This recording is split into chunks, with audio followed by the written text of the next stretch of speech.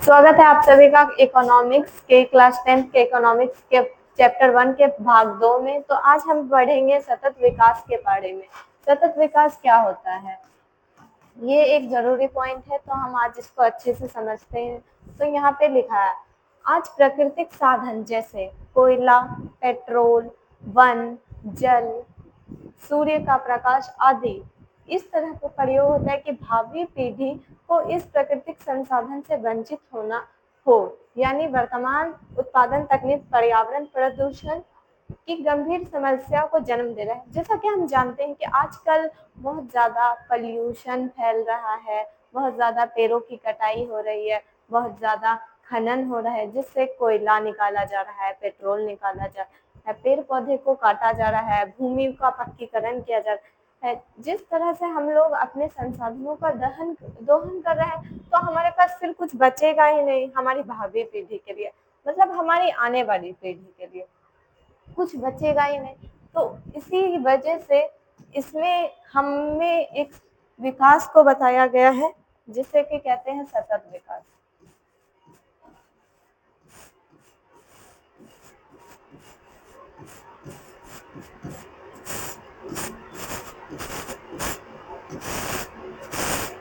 तो आज हम आपको सतत विकास के बारे में बताते हैं।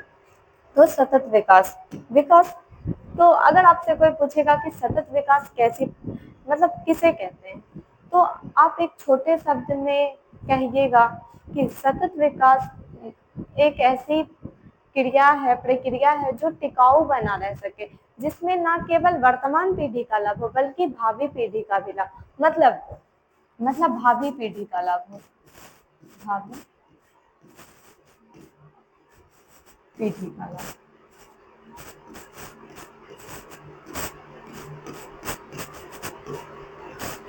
भावी पीढ़ी का लाभ हो मतलब हमारे बाद जो जनरेशन आने वाली है, हमारे बाद जो आने वाले हैं, उनका भी विकास हो। जैसे अगर हम आज ही सारे चीज का उपयोग करके सब चीज खत्म कर देंगे, सारे संसाधन को दोहन करके सबको को समाप्त कर देंगे, तो हमारे पास, हमारे आने वाली भावी पीढ़ी के पास, हमारे आने वाली पीढ़ी के पास कुछ बचेगा नहीं। जैसे कि हमारे पोते पोती, इन लोगों के पास कुछ नहीं बचेगा। तो इसलिए एक विकास की प्रक्रिया बनाई गई है, जिसमें कि आप जितना भी संभावी रहता है कि इतना पेट्रोल है तो उसको जमा करके रखा जाता है, ताकि आने वाली पीढ़ी के समय के लिए उसको, मतलब आने वाली पीढ़ी में जब उसको उपयोग किया जाएगा, किसी तत्कालीन समय के लिए उसको रखा जाता है कि उसमें वो उपयोग करेगा। जब हर जगह से पेट्रोल खत्म हो जाएगा, तो कुछ मात्रा में पेट्रोल, खनिज, लवण ऐसे सब कुछ रखे जाते हैं, ताकि उनसे हमारी आने वाली जो पीढ़ी है उनका भी विकास हो सके। इन्हें कि हम लोग विकास कर ले और उन लोग को नहीं करते। तो इसका एक यही मतलब है। तो आइए अब आगे जानते हैं। तो देखिए, इसमें हम दिखाते हैं, आपको लिखा हुआ है।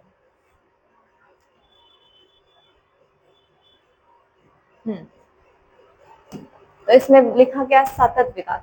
तो इसमें यहाँ पे दिया हुआ है, ऐसा विकास जो किसी जारी रह सके, टिकाऊ बना रह सके सतत विकास में ना केवल वर्तमान पीढ़ी बल्कि भावी पीढ़ी को भी ध्यान दिया जाता है। इसको अगर आप, इसमें एक शॉर्टकट भाषा में बताया गया, हमने आपको पूरा अच्छे से बताया है, तो उम्मीद करती हूँ कि आप समझ गए होंगे।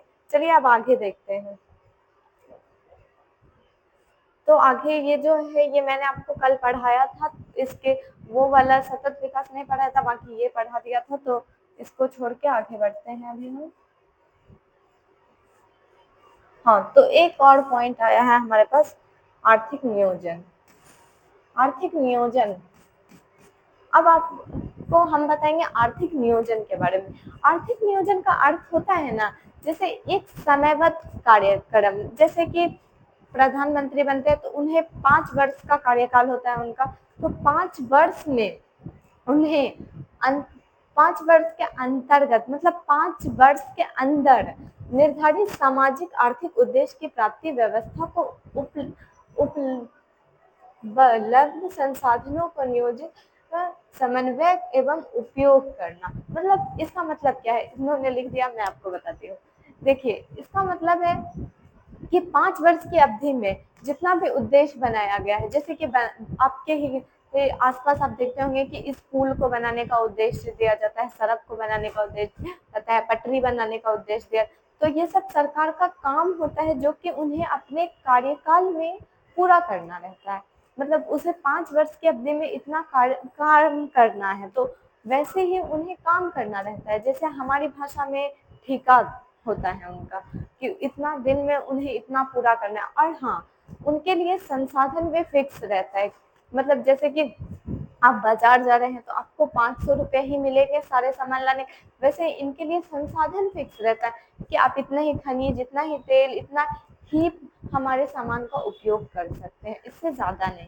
तो इसमें आपको देखिए, हम अब इसका एक परिभाषा है, जैसे आर्थिक नियोजन का एक अर्थ है समयबद्ध कार्यक्रम के अंतर्गत पूर्व निर्धारित सामाजिक एवं आर्थिक उद्देश्यों के लिए अर्थव्यवस्था में उपलब्ध संसाधनों को नियोजित समन्वय एवं उपयोग, मतलब उनका उपयोग करना है एक निश्चित समय के अंतर्गत। चलिए अब आगे देखते हैं। तो हाँ, अब एक और अच्छा पॉइंट है कि योजना आयोग। योजना आयोग, तो योजना आयोग पहले बात होता क्या है? तो योजना आयोग के बारे में जानने से पहले आप जानेंगे इसका गठन कब हुआ। तो इसका गठन 15 मार्च 1950 को किया गया है। और किसने किया? तो तब के जो प्रधानमंत्री होते हैं, उनके प्रधानमंत्री जो होते हैं वही योजना आयोग के अध्यक्ष होते हैं, मतलब मेन होते हैं। तो तब के जब 15 मार्च 1950 को भारत के प्रधानमंत्री पंडित जवाहरलाल नेहरू थे, इसलिए वही देखिए पंडित जवाहरलाल नेहरू उनके अध्यक्ष थे। मतलब सबसे पहले योजना आयोग पंडित जवाहरलाल नेहरू ने ही स्टार्ट किया। और ये थोड़ा पुराना डिटेल है तो इसको हम बाद में देखें।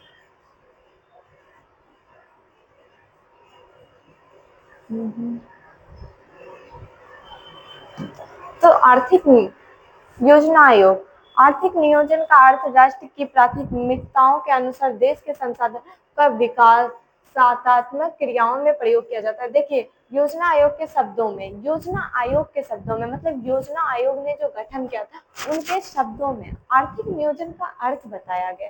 तो आर्थिक नियोजन का अर्थ है इसके अनुसार कि आर्थिक राष्ट्र की प्राथमिकताओं के अनुसार देश के संसाधनों का विभिन्न, मतलब विकास के लिए कार्य, कोई भी कार्य होता है जो सरकार करवाते हैं तो वो हमारे विकास के लिए होता है, हम सभी के विकास के लिए। अब सड़क बन रहा है तो वो अपने विकास के लिए नहीं होगा, वो सरकार हमारे विकास के लिए बनाता है कि हम लोग अच्छे से आ जा सके। अगर पुल बनाते हैं तो वो हमारे लिए बनाते हैं ताकि वो हम लोग अच्छे से पुल मतलब पार कर सके, नदी का पानी वगैरह में ना डूबना पड़े हमें।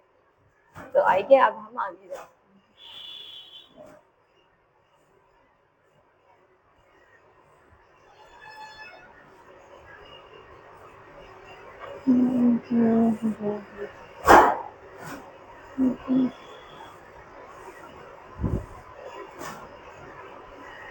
तो यहाँ हम पंचवर्षीय योजना के बारे में जानेंगे। तो हम आपको एक बात पहले बता देते हैं, पंचवर्षीय योजना ये आपका VVI है, वेरी इंपॉर्टेंट है ये, कि इनमें से एक क्वेश्चन आ सकता है, मैं आपको बताती हूँ। वो तो पहला नंबर देखिए, पहली पंचवर्षीय योजना कब हुई थी? तो 51 से 56 के बीच, 1951 से 56 में एक पंचवर्षीय योजना खत्म, मतलब एक बार प्रधानमंत्री 51 से 56 तक बने। उसके बाद द्वितीय पंचवर्षीय योजना, तो द्वितीय पंचवर्षीय योजना हुए हैं 56 से 61 तक के, मतलब फिर से 5 साल का कार्यकाल। उसके बाद यहाँ 7वीं दिया है, तो 7वीं पंचवर्षीय योजना 1985 से 1990 के बीच हुए हैं, ठीक है। फिर 10वीं पंचवर्षीय योजना तो 2002 से 2007 के बीच। फिर 11वीं पंचवर्षीय योजना तो 7 से 12 के बीच। तो आपसे अगर मैं पूछूंगी कि 12वीं पंचवर्षीय योजना का अवधि कितना होगा, तो आप बता सकते हैं 2012 से 17 के बीच बता सकते हैं। और ऐसा क्वेश्चन आपको आएगा कि 12वीं का 13वीं का कितना, मतलब पंचवर्षीय योजना की अवधि के बारे में पूछा जाएगा।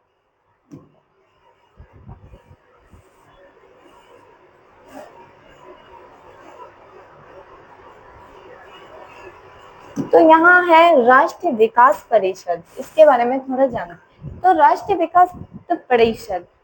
विकास परिषद का गठन कब हुआ, ये सब क्वेश्चन थोड़ा याद रखने के लायक है। 6 अगस्त 1952 में को किया गया इसका राष्ट्रीय विकास परिषद, ये जो योजना है ये 6 अगस्त 1952 में गठन इसका किया गया।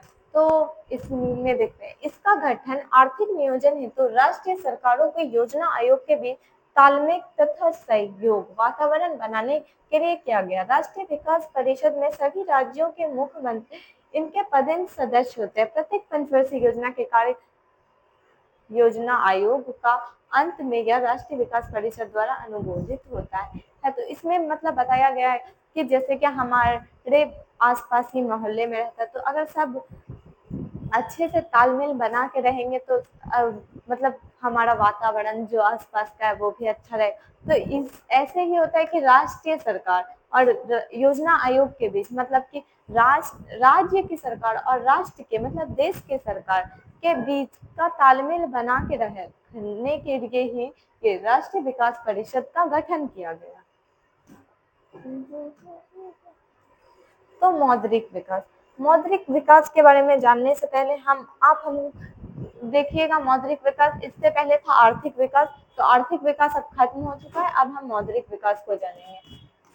तो अब हम मौद्रिक विकास को, तो वर्तमान 21वीं शताब्दी में मनुष्य को अनेक प्रकार की सुख सुविधाएं उपलब्ध है, ये तो हम भी जानते हैं। लेकिन देखिए, पहले बात हम मुद्रा के बारे में पहले थोड़ा सा जानते हैं। तो हम आपको मुद्रा के बारे में थोड़ा बताएंगे।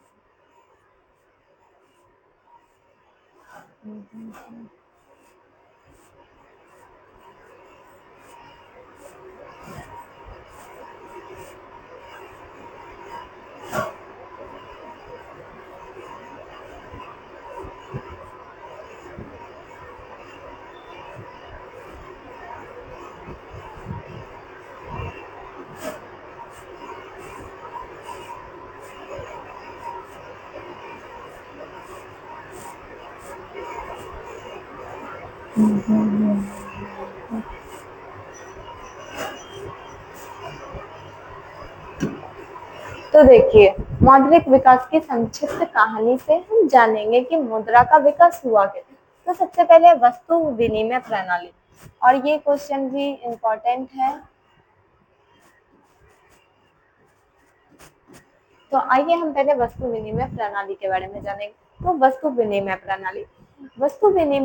प्रणाली विनिमय की वह प्रणाली होती है, मतलब विनिमय की मतलब लेन देन की वह प्रणाली जिसमें एक वस्तु के बदले दूसरे वस्तु का आदान प्रदान, मतलब उसको जैसे कि आपको जरूरत है पेन की और किसी को कॉपी की, तो आप उसको कॉपी दे दीजिएगा, मतलब आप उसको कॉपी दे दीजिएगा, वो आपको पेन दे देगा, तो आपका काम हो जाएगा। वैसे ही पहले के जमाने में क्या होता था ना कि पैसा वैसा तो था नहीं, मतलब उनका खोज आविष्कार ही नहीं हुआ था, किसी ने घोषित ही नहीं किया था कि पैसा होता है क्या होता है। तो वस्तु विनिमय प्रणाली में जानते हैं आप।